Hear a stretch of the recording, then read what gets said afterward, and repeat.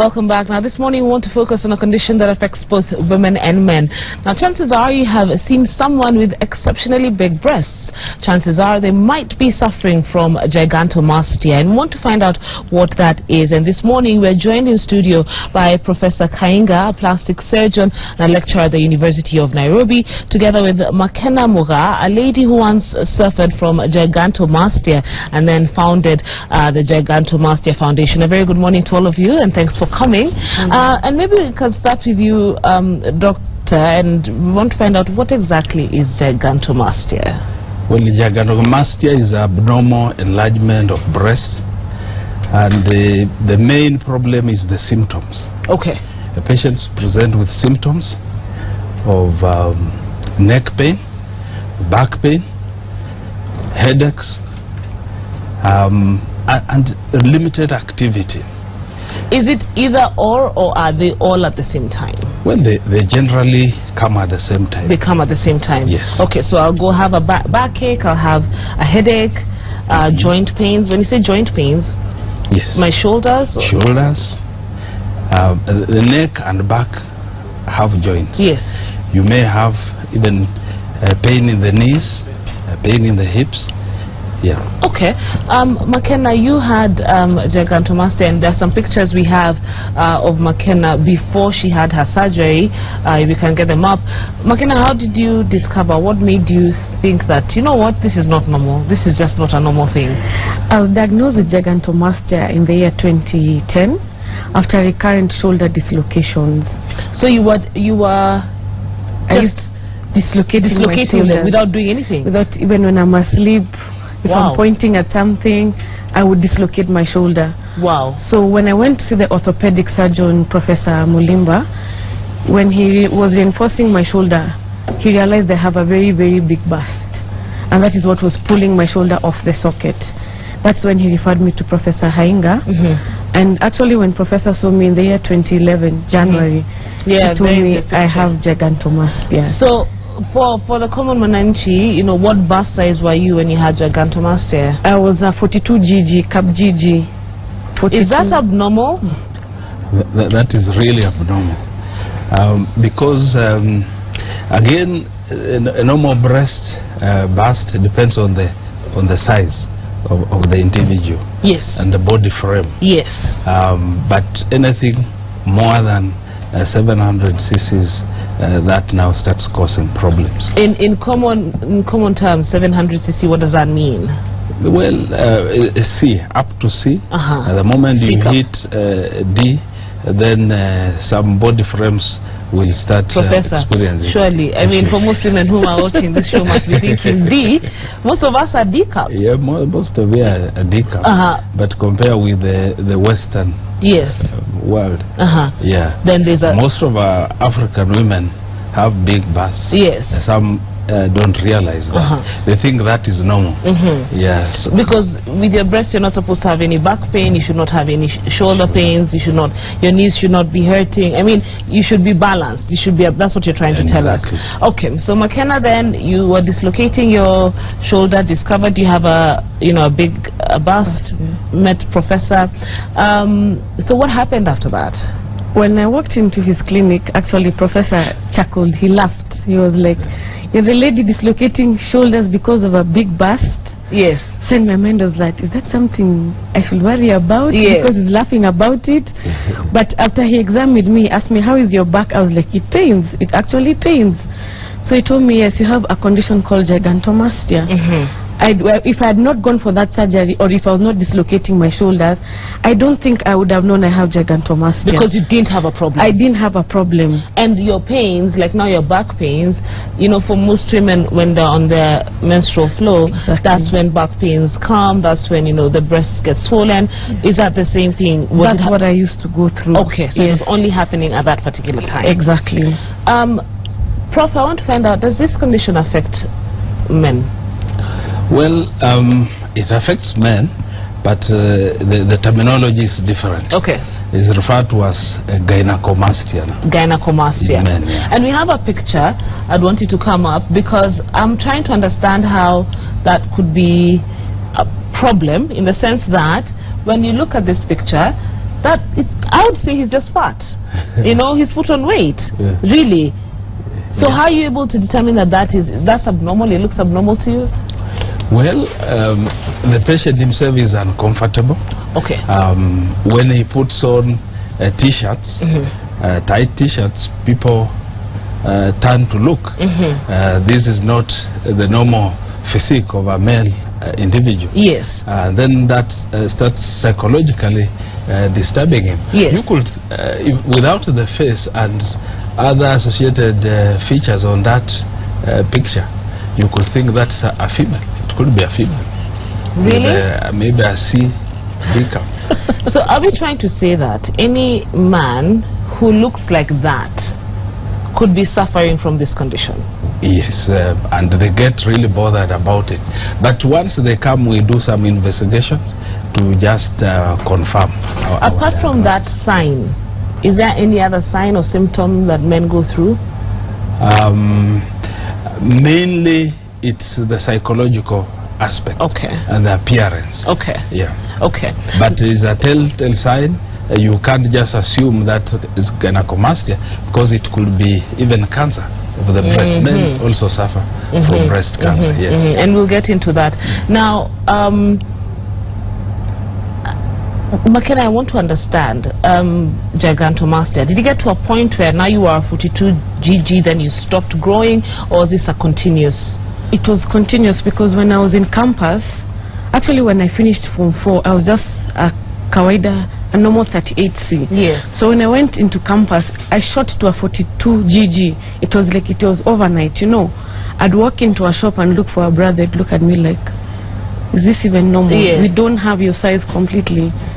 So even getting bras was a hassle.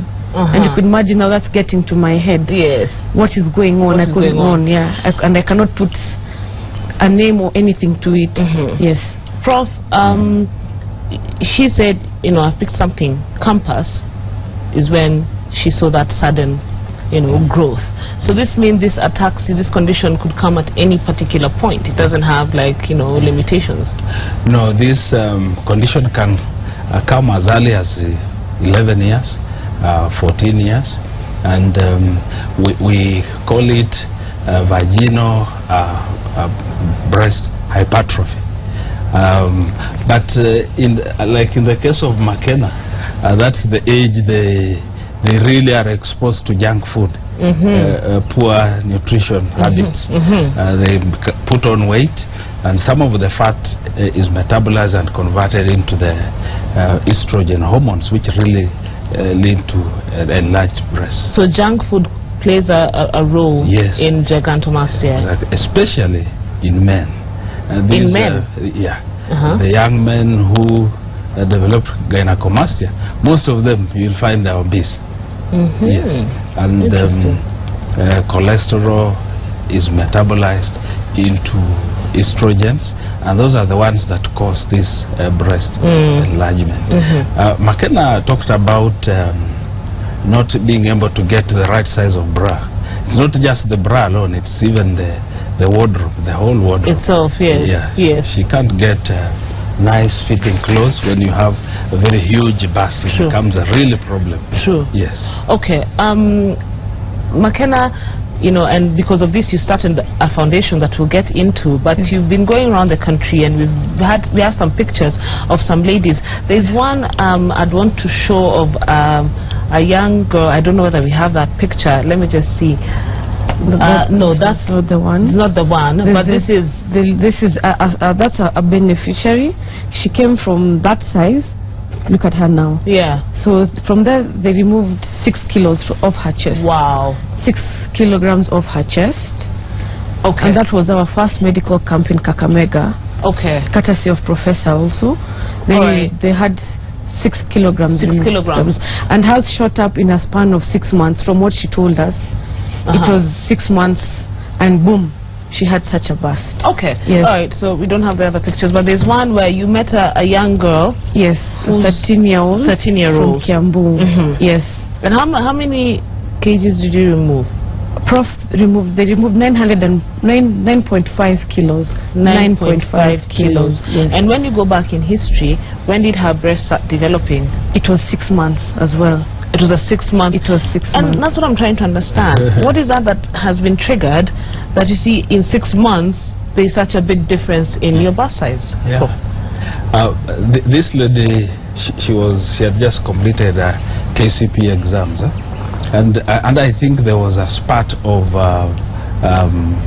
this estrogen hormones that just led to this sudden enlargement of the breast. Okay. And at times the receptors within the breast, yes, their response to the estrogen levels may just suddenly change, and then it leads to enlargement of the breast. And her case was quite dire, because the breast skin had already started ulcerating, forming ulcers because of poor blood supply. They were going to the level of the mid-thigh and pulling on her, and even her gait had changed. Yes. So you see, when the breasts are pulling you forward, the tendency is for you to lean backward. Yes. So when you reduce that weight, she still tends to lean backward. Of course. And the walking becomes a problem. Yes. And you may need even a physiotherapist to come and train her on walking. Yeah, after that. So now let's say we've done the surgery. How assured am I that it will not happen again? Well, in some cases there may be a recurrence, and if there is a recurrence, then we go back and reduce some more.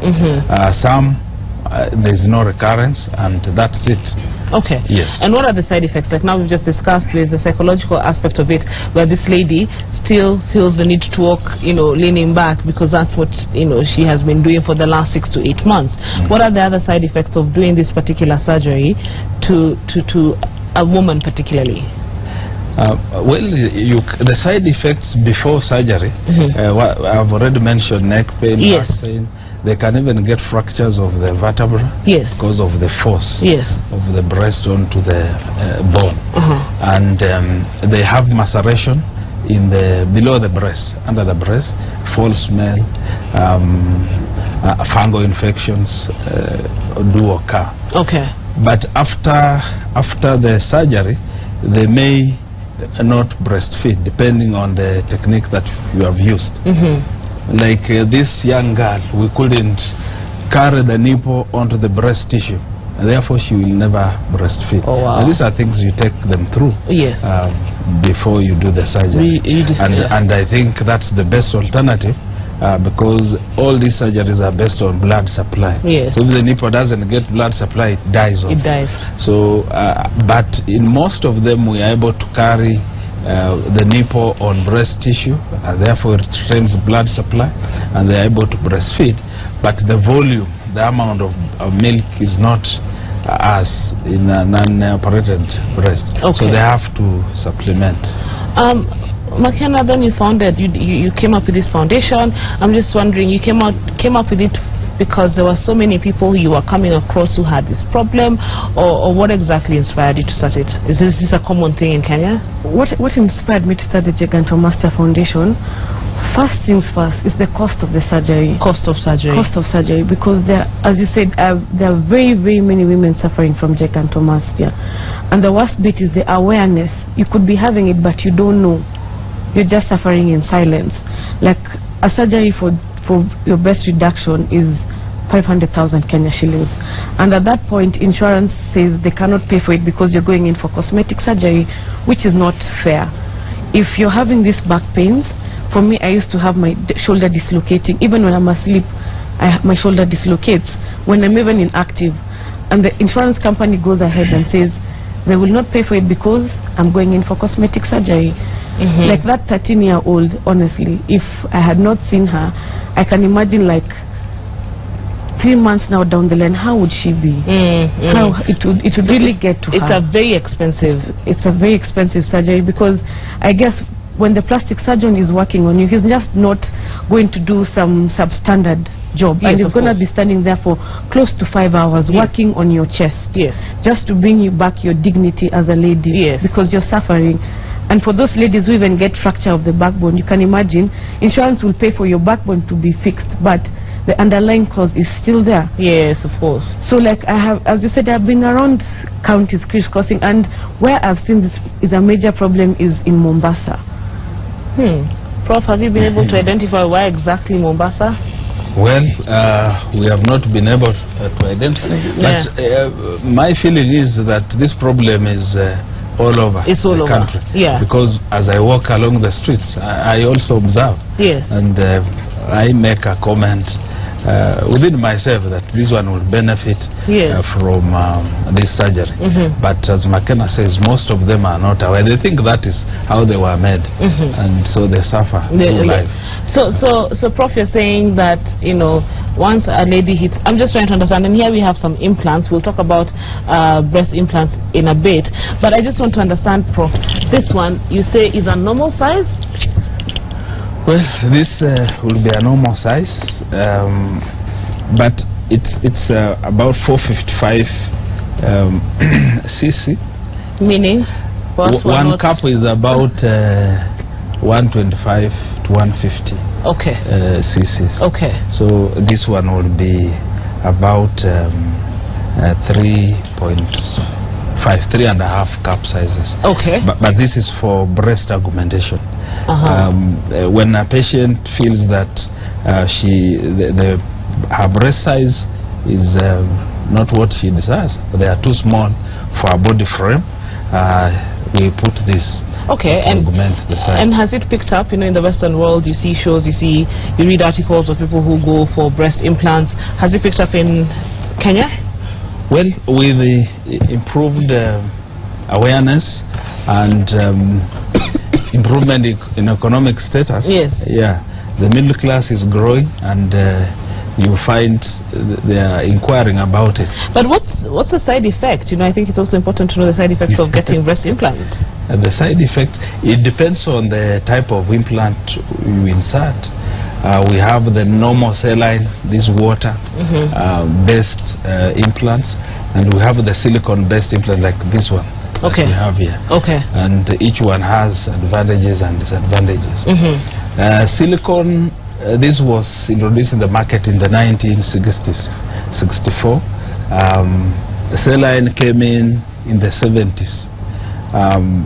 Because at one time people thought that silicone would predispose to cancer. Yes. Which was not proved. Yes. Yeah. Okay. All right. Self-examination is key. Yeah. When it comes to breasts for both men and women. Prof, as we're coming to the end, I just want to know what are the key things we should be looking for when we decide to do a self-examination, and how often should we do self-examination on our breasts? I think self-examination should be a daily thing. When you go to shower, you should check your breast and check for size changes, check for lumps.